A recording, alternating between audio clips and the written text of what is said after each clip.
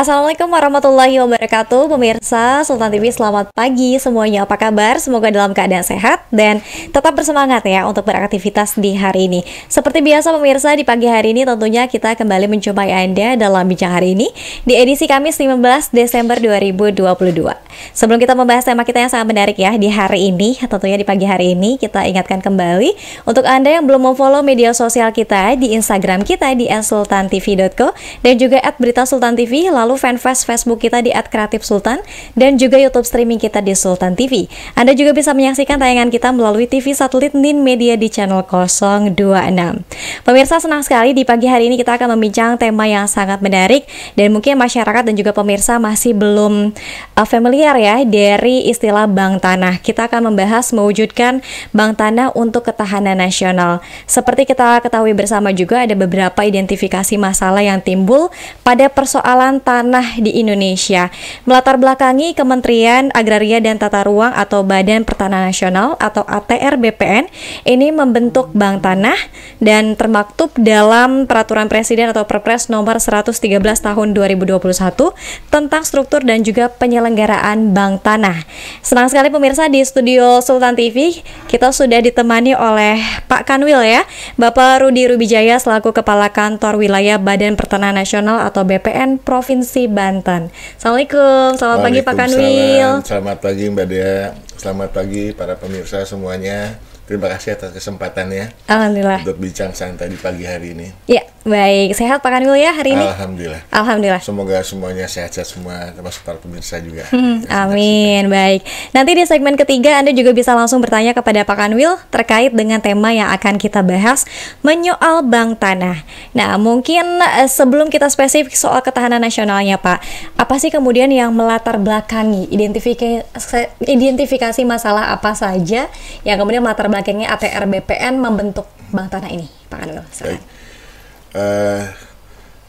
Terima kasih. Jadi bank tanah ini memang lembaga yang baru terbentuk, meskipun memang sudah cukup lama dirasakan kebutuhannya, karena sebenarnya kita ketahui bersama kebutuhan akan tanah terus meningkat, sementara ketersediaannya relatif terbatas dan tidak bertambah. Memang ada upaya-upaya untuk menambah tanah seperti reklamasi misalnya, itu kan upaya yang tidak mudah ya, banyak aspek yang harus diperhatikan, sehingga kita menyadari perlu ada satu upaya untuk menyediakan tanah baik itu untuk kepentingan umum maupun investasi, sehingga dapat menjawab tantangan kebutuhan pembangunan dan investasi di NKRI ini. Nah, memang juga salah satu indikator lainnya adalah indeks ease of doing business di Indonesia. Salah satu faktor pendorong kita untuk bank tanah adalah upaya untuk meningkatkan kemudahan berusaha di Indonesia. Nah, untuk itu tanah perlu disediakan dalam jumlah yang cukup dan juga menjamin kepastian hukum. Untuk itu kita berpandangan untuk segera membentuk satu lembaga. Memang sejak kita menata kembali proses pengadaan tanah Undang-Undang 2012, Undang-Undang Pengadaan Tanah, itu sudah banyak sekali sebetulnya langkah maju. Namun demikian kita perlu juga mempunyai satu lembaga yang khusus bisa menyediakan itu. Kita mengenal dan misalnya lembaga manajemen aset di Kementerian Keuangan. Dan sebetulnya sekarang juga banyak developer atau perusahaan negara seperti Perumnas, mereka punya bank tanah sendiri, dalam tanda kutip. Jadi mereka membeli tanah untuk menyiapkan suatu saat akan pembangunan berjalan. Namun demikian, ini perlu juga ditata oleh negara, sehingga negara selaku otoritas tertinggi di negeri ini bisa menjamin tersedianya tanah untuk kepentingan umum seperti amanat Undang-Undang 45 pasal 33, bumi dan tanah di dalamnya dikuasai oleh negara untuk sebesar-besar kemakmuran rakyat. Niat mulianya ke arah sana. Baik, ini beberapa identifikasinya adalah ketersediaan tanah tadi yang terbatas, kemudian juga ledakan penduduk yang mungkin semakin tinggi ya Pak Kanwil ya di Indonesia. Nah, kalau kita bicara soal bank tanah itu sendiri, seperti apa sih Pak Kanwil? Mungkin kalau masyarakat dan pemirsa enggaknya nih kalau bank seperti menabung kah atau yang seperti apa? Ya memang banyak juga ya sebenarnya. Padahal bank tanah itu apa kayak bank biasa ya? Apa kita bisa bawa tanah bawa ke bank gitu?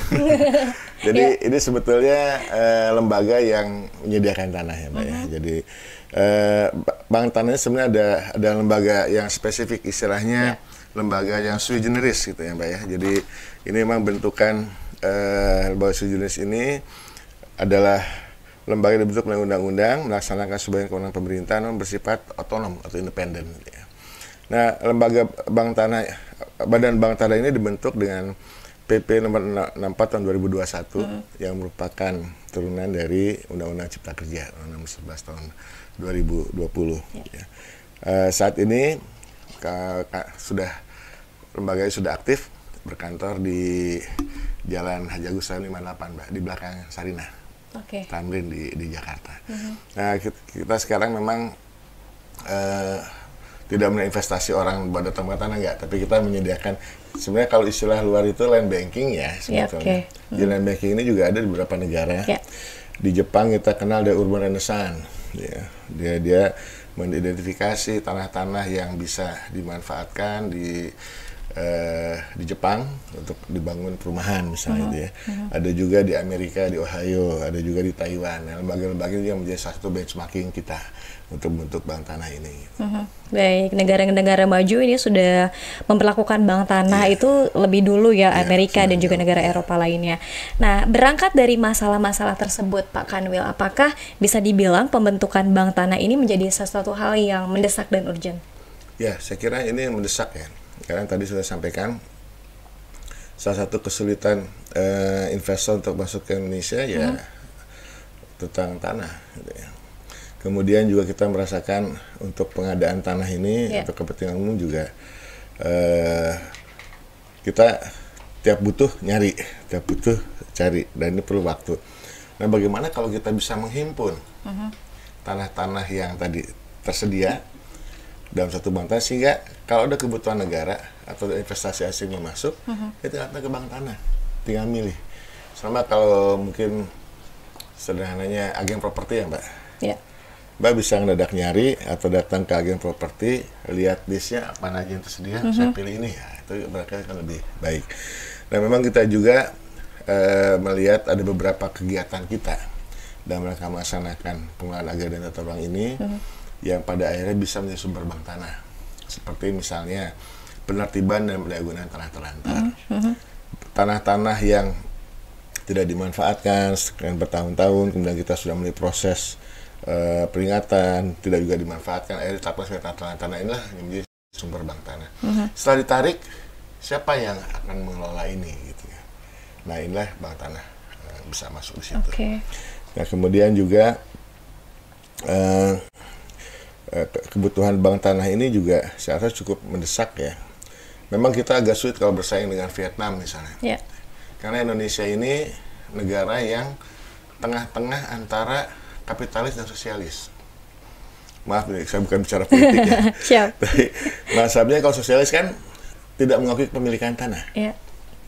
Di Cina, di Vietnam, masyarakat nggak bisa punya tanah. Dia hanya punya sertifikat memanfaatkan. Ini tanah negara punya. Makanya di Cina atau di negara lain orang mau masuk, ya silahkan ya, negara tinggal perintah. Masyarakat tuh nggak punya hak atas tanah. Dalam kurun waktu berapa? Dalam kurun waktu berapa Pak? Bisa sampai 100 tahun. 100 tahun? Iya. Cina dan Vietnam bisa sampai seperti itu. Gitu ya. Karena negara tidak memberikan, tidak mengakui kepemilikan perorangan. Nah, kalau kapitalis justru membuka seluas-luasnya seperti itu. Kalau kita di tengah-tengah Mbak, tanah mempunyai fungsi sosial. Artinya silakan ada kepemilikan privat, perorangan atau badan hukum, namun tetap harus ada fungsi sosial. Nah, itulah di posisi itu kita melaksanakan langkah-langkah tadi, pertimbangan hak lantar, kemudian ditampung di dalam bank tanah. Dan kita juga ingin ke depan agraria tata ruang ini bukan cuma sekedar legalisasi.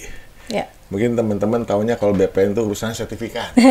Betul. Namun sekarang setelah bergabung agraria dan tata ruang, kita tidak hanya melaksanakan fungsi administrasi pertanahan saja, tapi juga pembangunan wilayah. Bagaimana kita mensupervisi penyusunan tata ruang sehingga kita bisa menciptakan ruang yang lebih baik, kehidupan lebih baik dari pengelolaan tata ruang wilayah ini. Nah, kita juga ingin ada lembaga yang ada fungsi pengembangan di dalam pengembangan ATR ini. Jadi bukan hanya sekedar regulator, tapi juga bisa menjadi semacam developer. Itu bukan developer kayak swasta, bukan. Itu maksudnya dalam rangka mengembangkan wilayah ini. Mungkin saja suatu saat dengan adanya bank tanah ini, apabila nanti diperlukan misalnya pengembangan satu ibu kota di mana, misalnya IKN misalnya gitu kan, dengan adanya bank tanah seperti ini juga bisa nanti menjadi satu fasilitator, sehingga pada saat nanti investor masuk, tanahnya juga clean and clear, namun juga tetap menjaga kepentingan negara bisa dilaksanakan dengan baik di situ. Jadi tidak juga dibuka seluas-luasnya. Nah, ini fungsi-fungsi yang kita harapkan bisa diemban oleh bank tanah itu. Baik, sekali lagi seperti harapan dari Pak Kanwil sendiri, ini pembangunannya bisa lebih merata, zona-zona hijaunya di mana, perumahannya di mana bisa lebih tertata dengan baik ya Pak Kanwil. Kalau ada bank tanah dan fungsi pengembangan ini mungkin ke depan misalnya kita kan melihat sekarang Indonesia ini majunya di Jawa aja. Nah, melalui bank tanah misalnya ini bisa menjadi pendorong investasi atau pengembangan wilayah di daerah ini supaya lebih merata. Gak usah jauh-jauh lah, kita nggak usah bicara Indonesia dalam konteks luas. Banten aja kalau saya lihat. Barat dan timurnya jauh disparitas sekali. Ya. Sebelah timur dekat-dekat ke Tangerang, daerah Tangerang Raya itu lebih ke urban. Sebelah barat Pandeglang, Lebak lebih ke rural, pedesaan. Nah, bagaimana misalnya kalau kita bisa menemukan tanah-tanah yang bisa dimakan oleh bank kita tawarkan misalnya untuk pengembangan di daerah Pandeglang dan Lebak, sehingga itu bisa menjadi motor penggerak untuk perkembangan wilayah di sekitar Pandeglang dan Lebak misalnya, meratakan antara barat dan timur, utara dan selatan gitu ya. Nah, ini harapan kita. Bagaimana supaya misalnya infrastruktur bisa cepat terbangun di selatan, kita dorong siapkan tanahnya, nanti investor tinggal masuk untuk infrastruktur misalnya. Nah, skema-skema ini yang mudah-mudahan bisa dibantu dengan bank tanah. Baik. Nah, Pak Kanwil, kalau yang sekarang ini sudah memiliki secara privasi ya kepemilikan tanah atau mungkin perumahan, itu seperti apa? Apakah harus menyerahkannya kepada negara juga? Enggak. Jadi tidak, gini, memang ini bank tanah ini karena memang masih baru, kita ada beberapa fase pengembangan. Tahap pertama kita identifikasi dulu tanah-tanahnya yang menjadi sumber bank tanah. Kita sampaikan tadi ada mungkin dari tanah-tanah terlantar, kita tarik.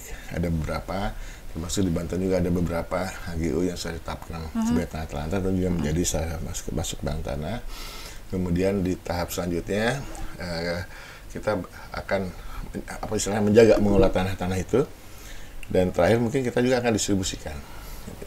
Ada kewajiban dari bank tanah itu mendistribusikan 30% untuk masyarakat dalam rangka reforma agraria.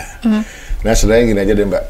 Kalau kita biarkan, tadi Mbak bicara soal masyarakat ya. Sekarang ini perumahan ini Jakarta udah berkembang jauh. Dulu waktu tahun 94 saya pertama datang ke Jakarta, Bekasi itu rasanya udah jauh. Tapi sekarang udah sampai Kerawang orang bangun rumah itu. Mungkin kalau ke arah barat dulu sampai BSD aja rasanya jauh. Sekarang sudah sampai Lebak, udah sampai Rangkas Bitung. Namun itu ternyata dibantu oleh transportasi juga ya. Nah, cuma kalau kayak gitu kan kita juga, mungkin habis waktu, habis tenaga, gitu ya. Sehingga mungkin kurang efisien dari sisi waktu maupun juga dari sisi energi. Sehingga akhirnya kehidupan kita juga mungkin kualitasnya kurang bagus atau berkurang. Nah, gimana kalau bank tanah bisa mengidentifikasi tanah-tanah yang idle gitu ya, atau kita bisa kerjasama kan seperti apa, sehingga keluarga baru ini nggak harus cari rumah yang jauh-jauh di tempat kerja. Idealnya kayak gitu. Sehingga ini juga bisa membantu nanti menciptakan kehidupan nanti ketahanan tadi tanah nasional. Tentu kalau kehidupannya nyaman, Indonesia ini pasti aman. Gitu kan. Saya nggak kebayang tuh, saya juga pernah merasakan keluarga baru, rumahnya mungkin kemampuannya terbatas, akhirnya dapat rumahnya jauh, sempit pula gitu kan. Nah, itu kalau tanpa intervensi pemerintah itu akan tambah lebih parah lagi. Nah, ini mudah-mudahan harapan kita ini bisa membantu juga pengembangan perumahan-perumahan di wilayah yang memang membutuhkan gitu ya. Atau tadi bagaimana kita misalnya menciptakan pusat-pusat pengembangan baru, karena kalau kita tata dari sekarang mungkin akan lebih bagus dibanding dia berkembang dulu baru kita tata. Nah, mudah-mudahan ini juga bisa menjadi sumber-sumber tanah untuk bisa menjawab tantangan-tantangan tadi. Baik, Pak Kanwil, artinya sekarang masih dalam tahap identifikasi mana tanah saja, tanah-tanah yang bisa dikelola tadi oleh Bank Tanah, kemudian diharapkan juga ini adanya pemerataan pembangunan. Baik, Pak Kanwil, kita harus jeda terlebih dahulu. Nanti usai jeda kita juga ingin bahas apa kemudian seperti apa nih pola Bank Tanah dan keuntungan-keuntungan yang bisa didapatkan oleh masyarakat di Indonesia. Pemirsa, tetap bersama kami dalam Bijak hari ini.